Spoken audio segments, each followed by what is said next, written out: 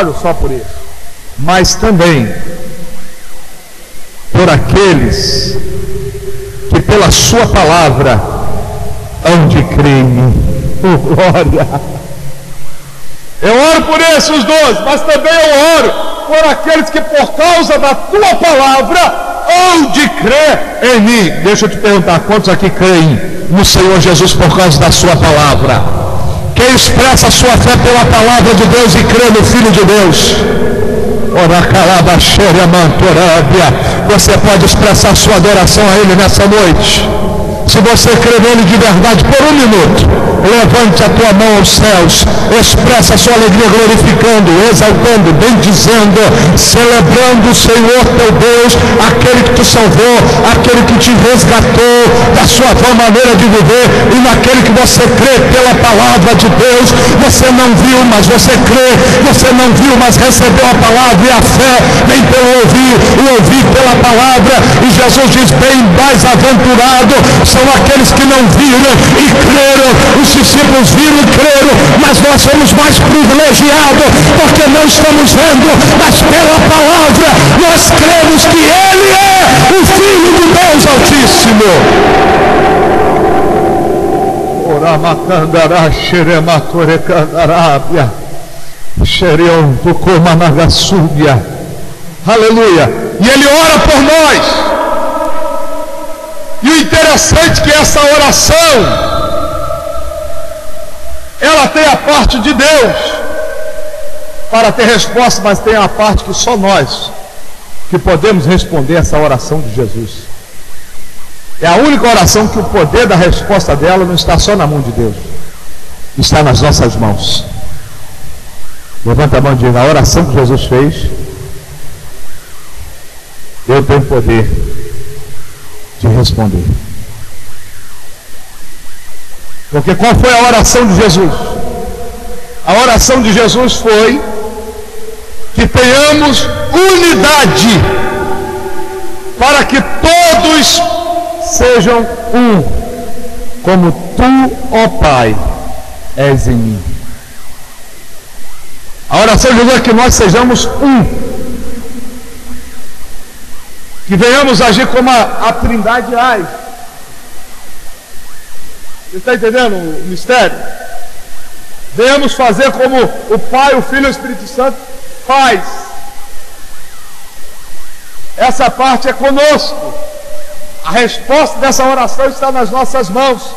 A única coisa que Deus faz em relação a esta oração é nos mobilizar, é nos despertar o desejo de sermos mais unidos.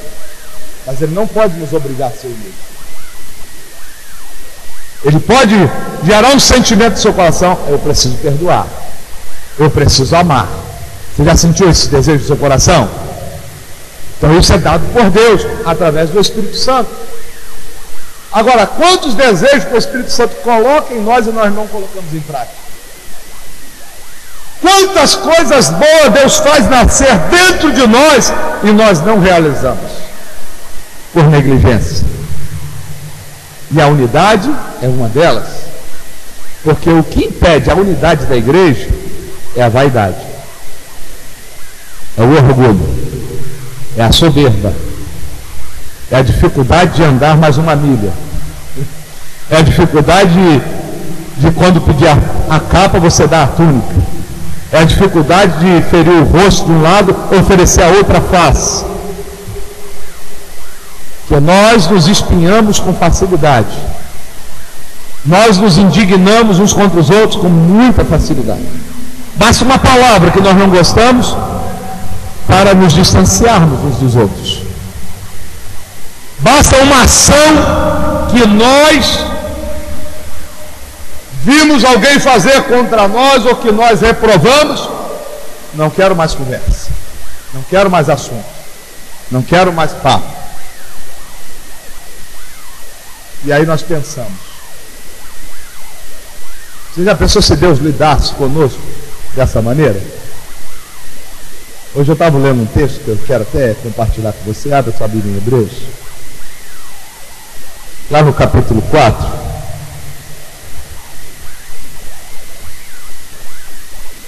versículo 15, Hebreus 4, versículo 15, que diz: pois não temos um sumo sacerdote que não possa compadecer-se das nossas fraquezas, porém que como nós, em tudo foi tentado, mas sem pecado.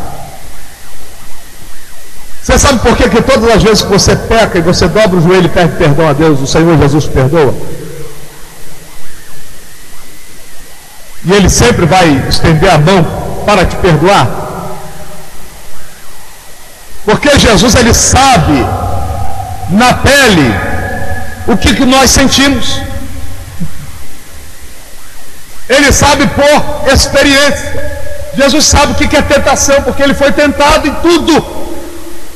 Jesus sabe o que é ser tentado para pecar, porque Ele foi tentado para pecar. Jesus sabe o que é depressão, porque Ele sentiu. Jesus sabe o que é ansiedade, porque Ele sentiu. Jesus sabe o que é tristeza, porque Ele sentiu. Jesus sabe o que é rejeição, porque Ele sentiu. Jesus sabe o que é traição, porque Ele foi traído. Jesus sabe o que é ser vendido, porque Ele foi vendido. Tudo que você passa na vida, Jesus já passou. E é por isso que Ele se compadece de nós, porque Ele sabe o que nós passamos, o que nós sentimos diante de tudo o que nós vivemos nessa vida. Com a única diferença: Ele passou tudo que nós passamos, mas não pecou. Essa é a diferença. Mas Ele sabe das nossas limitações. Ele sabe o que é essa natureza aqui, porque Ele se vestiu dela. Ele se vestiu dela. E Ele se compadece de nós. E o problema de nós como igreja é que quando alguém erra, nós esquecemos que nós estamos sujeitos aos mesmos erros.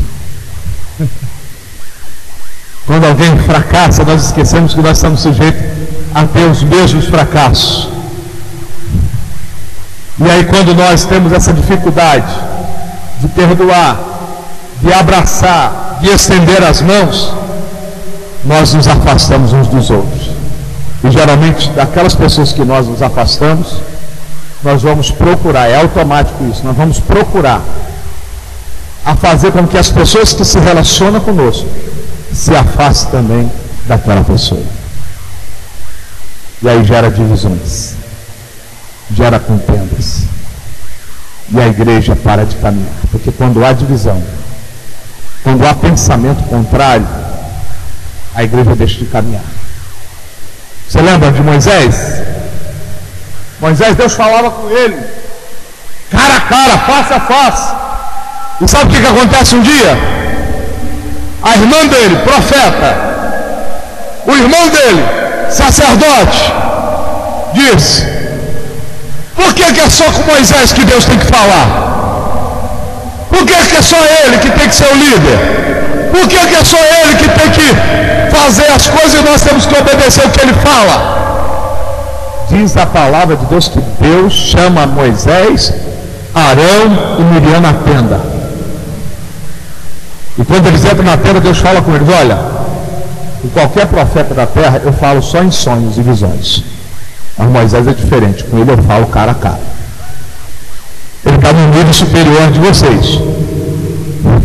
Eu escolhi ele para isso. E na mesma hora a ira de Deus se acende contra Miriam, e Miriam fica leprosa.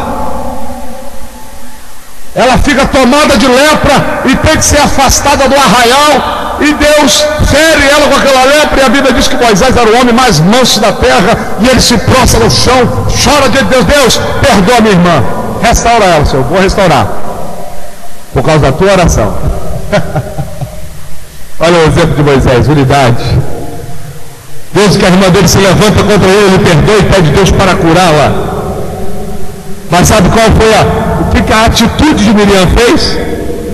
Fez o povo ficar parado 14 dias no deserto na sua caminhada. Por causa dela, toda a nação parou. Por causa de uma atitude de desunião, impediu a marcha do povo.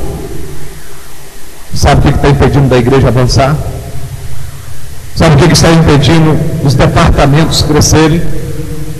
Da igreja dar um passo à frente da sua geração? É a falta de unidade do povo de Deus. Nós estamos como Neemias, capítulo 3, capítulo 6. Neemias, ele disse: olha, grande e extensa é a obra, e nós estamos afastados uns dos outros. A obra é grande, a obra é extensa, mas nós estamos a quilômetros de distância uns dos outros. E agora, como que nós vamos conquistar? Por que a unidade é importante? Por que Jesus ele ora pela unidade da igreja? Porque a unidade é a arma mais poderosa que Deus tem para a igreja, para ela crescer, para ela avançar. Você quer um exemplo de unidade? Não para coisa boa, mas vou te mostrar um exemplo de unidade. O que a unidade é capaz de fazer, e o próprio Deus reconheceu isso. Abra sua Bíblia em Gênesis, capítulo 11.